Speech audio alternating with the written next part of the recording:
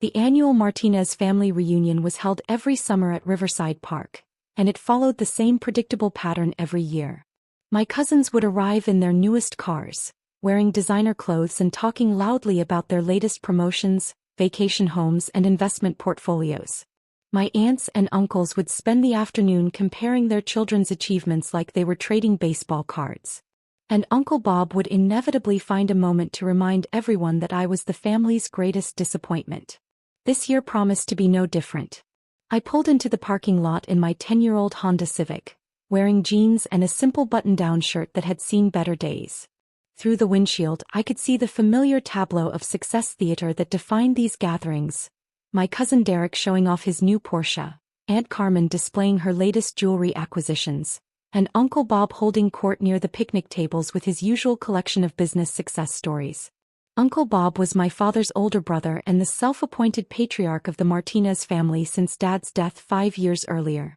He owned a small but profitable construction company, drove a truck that cost more than most people's annual salaries, and never missed an opportunity to remind everyone that he'd made something of himself, despite growing up poor.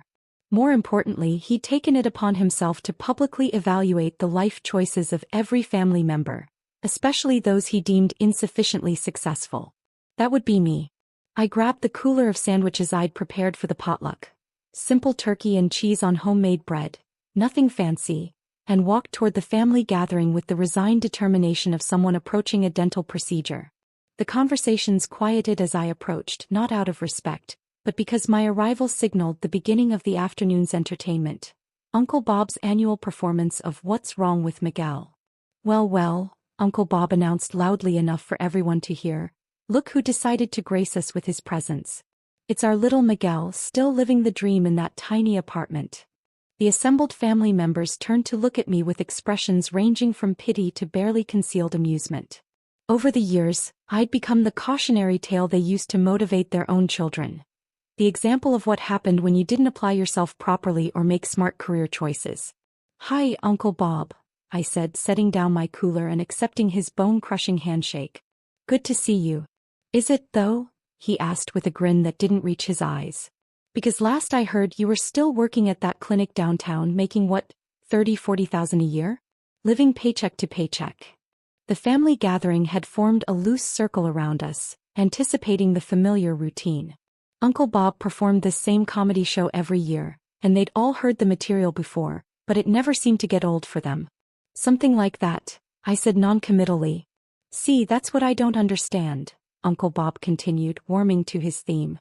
"You're 32 years old, Miguel. Most men your age have established careers, families, property. They've built something meaningful with their lives." He gestured broadly at the assembled relatives. "Look at Derek, he's got his own law practice, a house in Westfield, 2 kids in private school.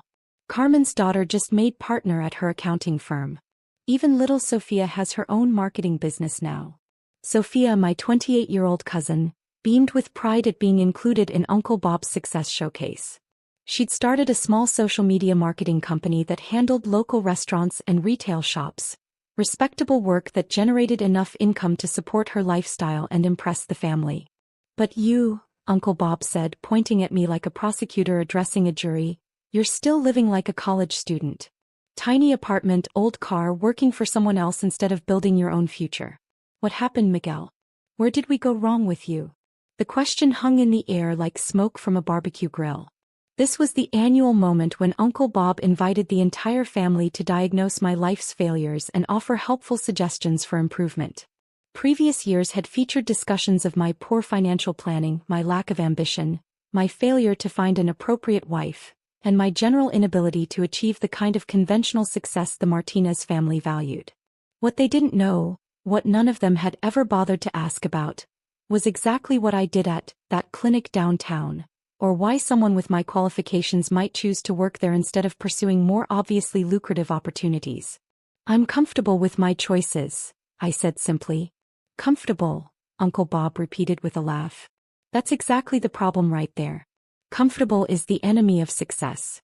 You can't build wealth by being comfortable. You can't create a legacy by accepting mediocrity." Derek, my lawyer cousin, decided to join the conversation. "Uncle Bob's right, Miguel. I mean, no judgment, but don't you want more out of life? Better car, bigger place, financial security. Some people are just wired differently, added Aunt Carmen with the kind of sympathetic tone usually reserved for discussing terminal illnesses. Not everyone has the drive to succeed in business. It's not about drive, Uncle Bob corrected. It's about making smart choices. Miguel here has spent the last decade making poor choices, and now he's stuck in a dead-end situation. I listened to this familiar analysis of my life's trajectory while watching a black sedan pull into the parking lot. The car was expensive but understated, the kind of vehicle driven by people who had money but didn't feel the need to announce it. It parked near my Honda and I recognized the driver immediately. Dr. Patricia Hendricks, Chief of Surgery at Metropolitan General Hospital and Director of the Trauma Surgery Residency Program. She was also my boss, though that wasn't quite the right word for our professional relationship. As one of the most respected trauma surgeons in the country, Dr. Hendricks had been my mentor for the past 3 years as I'd worked toward board certification in emergency surgery. What she was doing at a Martinez family reunion was anyone's guess, but I had a sinking feeling I was about to find out.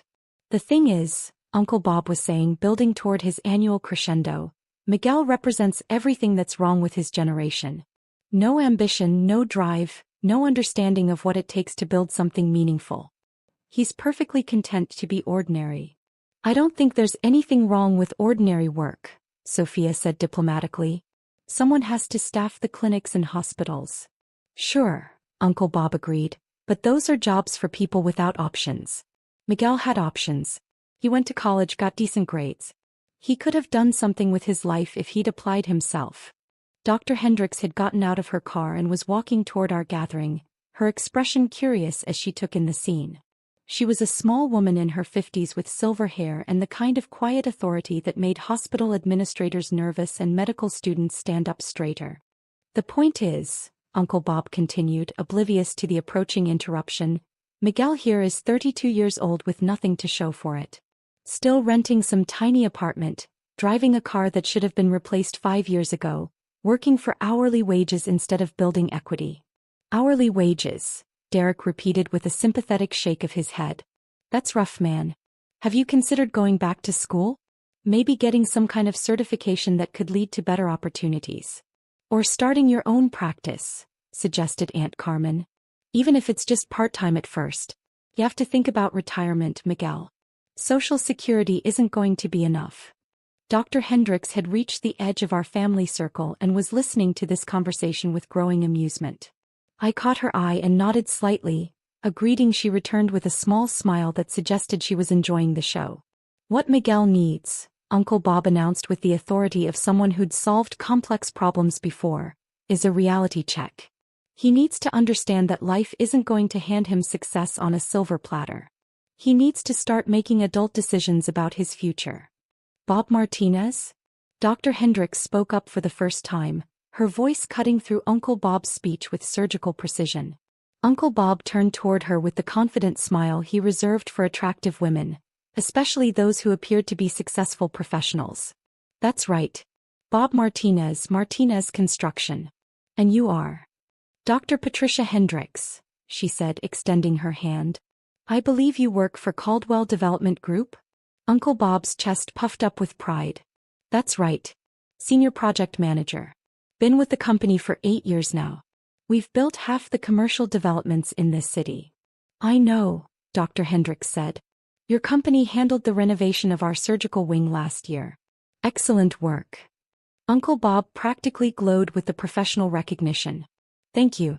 We take pride in delivering quality construction services. Are you in the market for any development work? Actually, Dr. Hendricks said, turning to look directly at me, I came here looking for Dr. Martinez. I hope you don't mind the interruption, but we have a situation at the hospital that requires his immediate attention. The silence that followed was so complete I could hear traffic from the highway half a mile away.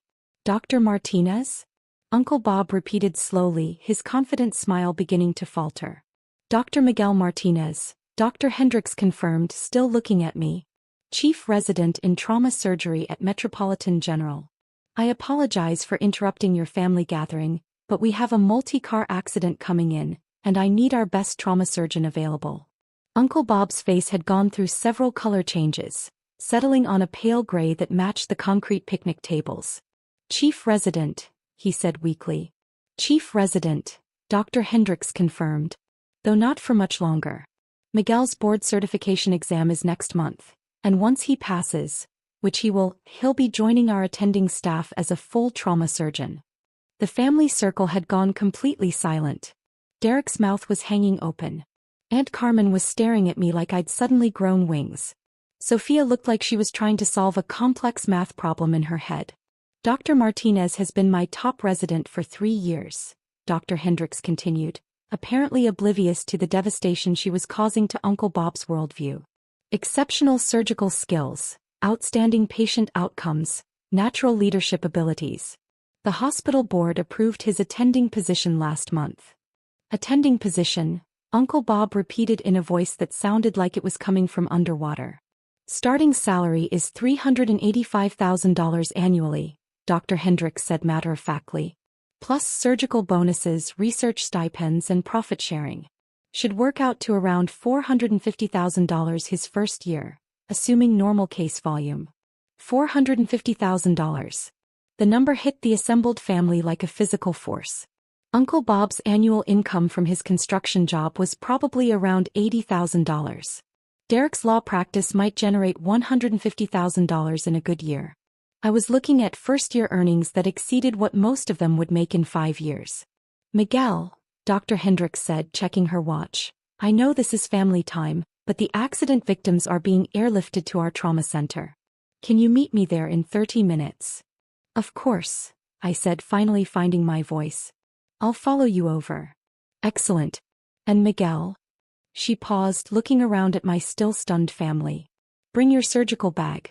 From what dispatch is telling us, this is going to require our best work." She turned to leave, then paused and looked back at Uncle Bob. "Mr. Martinez, I hope you understand how proud you should be of your nephew. Dr. Martinez is one of the most promising trauma surgeons I've worked with in 25 years of practice. The hospital considers him a tremendous asset." With that, she walked back toward her car, leaving behind a family gathering that had been fundamentally transformed in the span of 5 minutes. The silence stretched on until Derek finally spoke. "You're a trauma surgeon." "Yes," I said simply.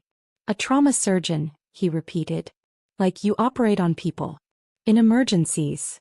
"That's what trauma surgeons do," I confirmed. Uncle Bob was still staring at me like I'd revealed I was actually an alien wearing a Miguel costume. "But you said you worked at a clinic." "I do work at a clinic," I said. "The trauma clinic at Metropolitan General Hospital. It's attached to one of the busiest emergency departments in the state." "You said you made 30 or 40,000 a year," Aunt Carmen added weakly. "No," I corrected gently. "Uncle Bob said I made 30 or 40,000 a year. I just didn't contradict him." The distinction was important. For the past several years, I'd listened to my family make assumptions about my career, my income, and my life choices without feeling the need to correct their misconceptions. It had been easier to let them believe what they wanted to believe than to constantly defend my decisions. "But why?" Sophia asked, her voice small and confused. "Why didn't you tell us you were a doctor?" It was a fair question and one I'd been expecting for years. "Because you never asked," I said simply. "In all the years of family reunions, birthday parties, and holiday gatherings, not one of you ever asked what kind of work I did at the hospital. You assumed I was an orderly or a technician or a clerk, and you built your understanding of my life around those assumptions." The accuracy of that statement was undeniable. They'd spent years discussing my career limitations without ever inquiring about my actual career. "I tried to tell you once," I continued. 3 years ago when I first started my residency. I mentioned that I was beginning surgical training, and Uncle Bob laughed and said that watching operations on TV didn't count as medical training. Uncle Bob winced at the memory. I could see him trying to recall the conversation, probably remembering his dismissive response to what he'd assumed was another one of my unrealistic fantasies. "You just let us think you were failing," Derek said, his voice carrying a mixture of admiration and accusation. "I let you think what you wanted to think," I corrected. "Your assumptions about my life said more about your expectations than about my reality." "But the apartment," Aunt Carmen said desperately, grasping for some way to make sense of the situation. You said you lived in a tiny apartment. I do live in a tiny apartment, I confirmed. A one-bedroom place about 6 blocks from the hospital. It's small because I'm rarely home, and when I am home I'm usually sleeping. I don't need much space. But you could afford something bigger, Sophia said. With that kind of salary you could afford a house. A really nice house. I could, I agreed. But I'm saving for other things. What other things? This was the conversation I'd been avoiding for years, not because I was ashamed of my goals, but because I'd learned that my family's idea of success didn't align with my own priorities. Medical school left me with $200,000 in student loans, I explained. I've been living modestly so I can pay those off as quickly as possible. Once they're gone, I'm planning to start a free clinic in the underserved part of town. A free clinic, Uncle Bob repeated, his voice flat with incomprehension. Most trauma surgery happens to people who can't afford trauma surgeons, I said. Motorcycle accidents, workplace injuries, domestic violence cases. I want to establish a clinic that can provide emergency surgical care regardless of insurance status. But why? Derek asked. I mean, that's noble and everything, but why give up the income? You could make millions in private practice. Because saving lives is more important than accumulating wealth, I said simply. The statement hung in the air like a challenge to everything the Martinez family had always believed about success and achievement. They'd spent decades measuring worth in terms of income, possessions, and social status. The idea that someone might deliberately choose service over wealth was foreign to their understanding of rational decision-making. Miguel, Uncle Bob said slowly, I owe you an apology. A really big apology. You owe me respect, I corrected.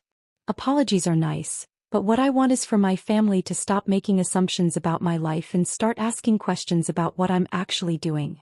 Dr. Martinez, Derek said, testing out the title. I still can't believe you're a surgeon. I mean, I can believe it now, but it's hard to reconcile with your assumptions about who I was supposed to be, I finished. Yeah. I looked around at my family, people I loved despite their flaws, people who'd spent years underestimating me because I didn't fit their definition of success. The revelation about my career wouldn't immediately change our relationship dynamics, but it was a start. There's something else you should know, I said, pulling out my phone and checking a text message that had just arrived. The attending position Dr. Hendricks mentioned? It comes with additional responsibilities. What kind of responsibilities? Aunt Carmen asked nervously, probably bracing for another revelation that would further upend her understanding of my life. I'll be directing the trauma surgery residency program, I said. Teaching the next generation of emergency surgeons. It's a significant honor. Most doctors wait years for that kind of appointment. Teaching other doctors, Sophia said wonderingly. You're going to be teaching other doctors. I already teach other doctors, I said. I've been supervising junior residents and medical students for the past 2 years. It's one of the most rewarding parts of the job. My phone buzzed again with another message from the hospital. The accident victims were arriving and they needed me there immediately. I have to go, I said, standing up and grabbing my keys. People's lives are depending on the surgical team being ready when they arrive. Of course, Uncle Bob said quickly. Go save lives. We'll talk more later. As I walked toward my Honda Civic, which suddenly looked less like a symbol of failure and more like practical transportation for someone who spent most of his time at work, I could hear my family beginning to process what they'd learned. A trauma surgeon, I heard Derek saying to Sophia. Our cousin Miguel is a trauma surgeon. Who's going to make $450,000 a year, Sophia replied. Plus bonuses. And he's been living in that tiny apartment by choice, Aunt Carmen added. To pay off student loans faster. I got in my car and started the engine, glancing back at the family gathering one more time. Uncle Bob was sitting heavily on a picnic bench, staring at the ground like he was trying to solve a difficult puzzle. The rest of my relatives were clustered in small groups, probably comparing notes on every conversation they'd ever had with me and wondering what other assumptions they'd gotten wrong. As I drove toward the hospital, my phone rang through the car's Bluetooth system. Dr. Hendricks' voice filled the car. Miguel, I hope I didn't cause too much family drama back there. Nothing that wasn't a long time coming, I said. But I'm curious. How did you know where to find me? Your cousin Sophia, she said with a laugh. She handles social media for that new restaurant downtown, the one where I had lunch yesterday. She was posting pictures from your family reunion and I recognized you in the background. I figured it was a good opportunity to meet your family. And the multi-car accident? Very real, unfortunately. 3 vehicles, 7 victims, 2 in critical condition. We'll need your best work today. On my way, I said, switching into the professional mindset that had carried me through years of medical training and residency. Family drama would have to wait. People needed surgery and I was one of the few people in the city qualified to provide it. 20 minutes later, I was scrubbed in and standing over a trauma patient, my hands working to repair damage that would have been fatal without immediate surgical intervention. This was what I'd trained for, what I'd sacrificed for, what I'd chosen over the conventional markers of success my family valued. 6 hours later, after successfully completing 3 emergency surgeries and stabilizing 4 other patients, I finally had a chance to check my phone. I had 17 missed calls and 43 text messages from various family members. The messages ranged from simple expressions of amazement, "I can't believe you're a doctor," to more complex attempts to process the day's revelations. "Mom wants to know if you need help furnishing a bigger apartment." But the one that mattered most was from Uncle Bob.